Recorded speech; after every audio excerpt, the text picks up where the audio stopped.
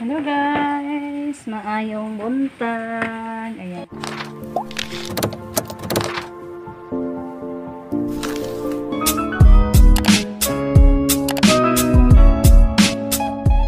Ayan, magluto tayo sa ating may nabili akong 1 kilo na buto ng kakao guys doon sa pinsan ni Rico, anak ni Ate Inday. Ayan po guys. I-ano natin muna, piliin, ihiwalay natin, isalin yung mga malalaki at saka doon sa mga maliliit na buto guys. So ayan, hala, parang libuk-buk naman siya guys. Ay, kasi medyo matagal na to nabili ko guys. Piliin muna natin yung mga magagandang buto kasi parang naano na siya guys, nasira na yung ibang buto. Para may matimpla na naman din tayo guys.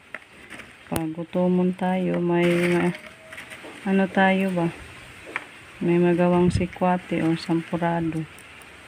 Hindi ko na lang to ibenta guys kasi 1 kilo raman to. Para lang sa ating pangkonsumo to guys. So piliin ko muna tong yung mga parang gibuk-buk ba. May may butas-butas na yung buto. Kasi mapait na to guys. Tingnan niya. Hindi na to maganda. So, itapon natin to. So, magpili muna ako guys Ito na guys. Tapos na tayo nakapagpili. Ayan sobrang dami yung ano guys. Mga dunot na. Sira na guys. Kasi nakalimutan ko na naitago ko lang. Ngayon naalala ko kasi kagabi ginutom ako, wala akong natimpla. Ngayon nag-isip-isip ako na may natago man ako na buto. Kaya ngayon lutuin natin para may makonsumo na tayo guys. Kasi minsan is mamimiss natin din yung magtimpla ng matamis guys ba. Dito na may ano na ako. Yan, iubos na lang natin kasi 1 kilo man lang to guys. So, ano na lang natin. Lutuin muna natin guys.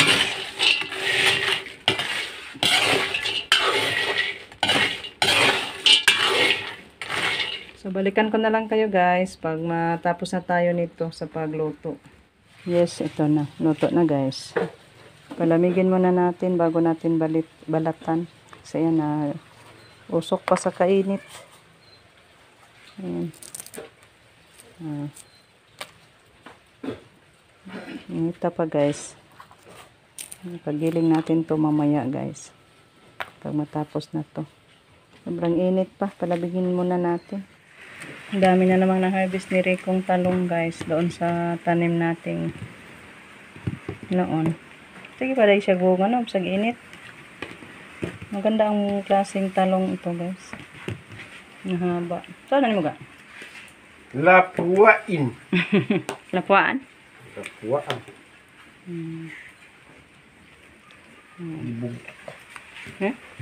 Kaya mong gihiwa mo lagi. Okay, daghana man daing uod pod. Ang daming uod pala guys. Kahit isprehan pa, dami pa din.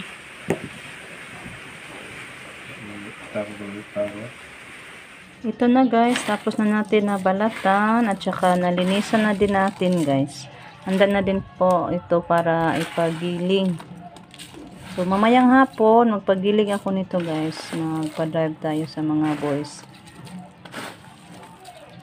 Umuwi na yung mga boys natin. Kasi umuwi na ngayon palagi si Jericho guys. Kaya may tubig daw doon. Hindi na siya makaligo. Sa boarding house nila. Pero bukas na lang yung pasok nila. Kasi ano na, Holy Week na.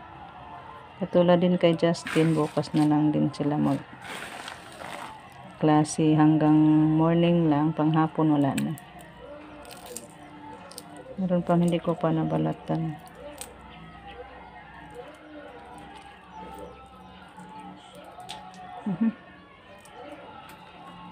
So, ayan guys. Kita na lang tayo mamaya sa ating paggiling.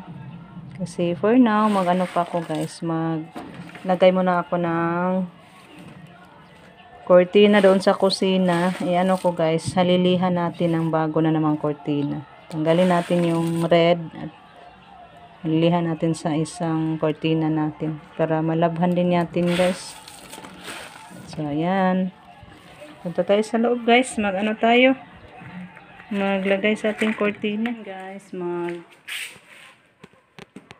Magkabit tayo nito guys. Yung blue natin na cortina. Ano na natin to guys. Ayan, kabit. Tapos na tayo nagtanghalian guys. Ito po yung ulam natin. Yung nilaga na talong at saka buwad. Ay, tuyo. Tapan natin guys. Yan po yung cortina natin dito na blue. So, ito po yung ihalili natin sa ating yung pula. Ayan. Yan po yung halilihan natin guys. At saka yung dito sa kabila naman.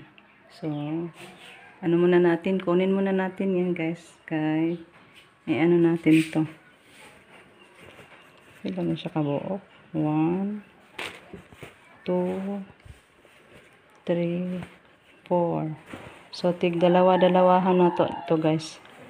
Sa pagkabit. So, magkuha muna ako niyan guys. Kunin mo na. Para maikabit na natin. So, kunin muna natin yung dito guys.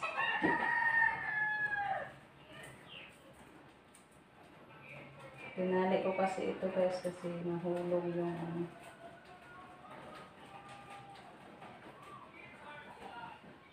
yung tali.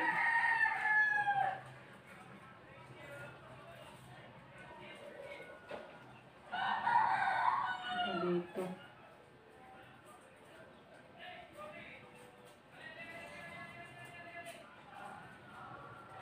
Para hindi guys mahulog.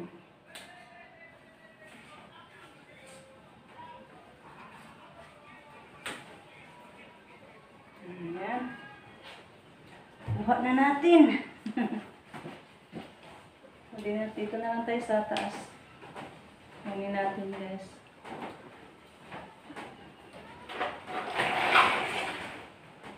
Para maliwanag tayo kasi parang madilim. Hindi pala na-open yung bintana. Para malabhan na din natin po guys. Malabhan natin. At itago muna. Kasi pang Pasko lang to guys. Pang Pasko. Paskong nagdaan. Tila ba o kailanman. Ngayon ay Pasko. Ito. Guys, ano natin pa. Blue.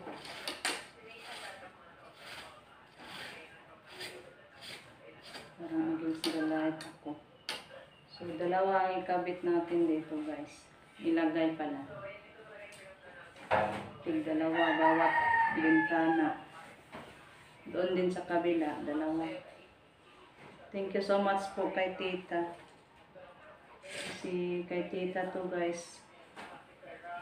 Dapat andun pala sa first na butas natin ikabit. Para makita yung lace niya ba.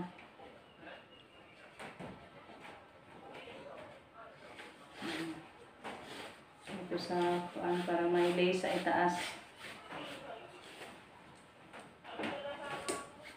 Thank you so much, tita. Tita ko na cortina guys. Last year man yata ito pinadala ng tita. Kalimutan ko na guys. Basta kang tita to. Nagka-cortina ako ng marami guys. Yan kay tita.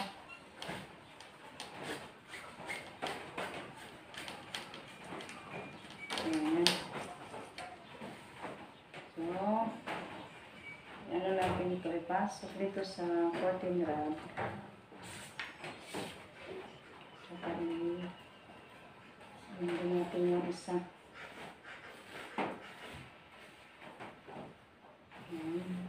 Ayan na.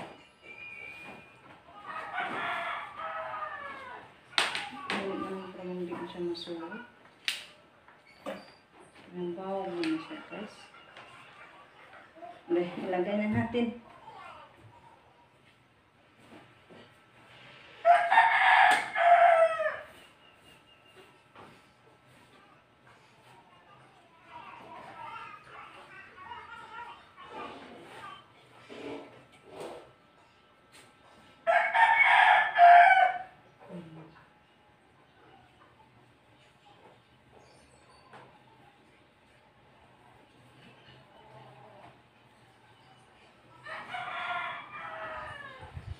Kita yung ano, sa itaas ba?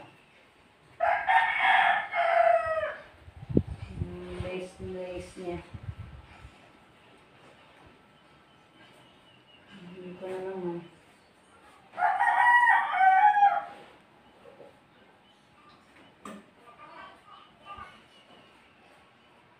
Yan, sharing. Sharing ang pangalan nito, guys. Sa itaas. Ayan. Tapos na. Isa na naman doon sa kabila. Ayan guys, dito na po yung isang cortina. Yung harap sa, ay yung, ano ba yan? Yung likod sa ating kusina na dirty kitchen. Ayan. Tapos na natin na ikabit guys. At saka yung dito na naman. Tapos na din. So, ano muna ako guys. Maglaba muna tayo nito. Dali natin to sa balon. Para malabhan natin agad at maitago. Thank you so much po kay tita sa ating mga cortina. So, yan guys. Hanggang dito na lang muna yung ating video sa ngayon. See you on our next vlog guys. See you mamaya sa pagpagiling natin. So, bye-bye guys. Thank you for watching. Ingat kayo palagi dyan. Thank you so much.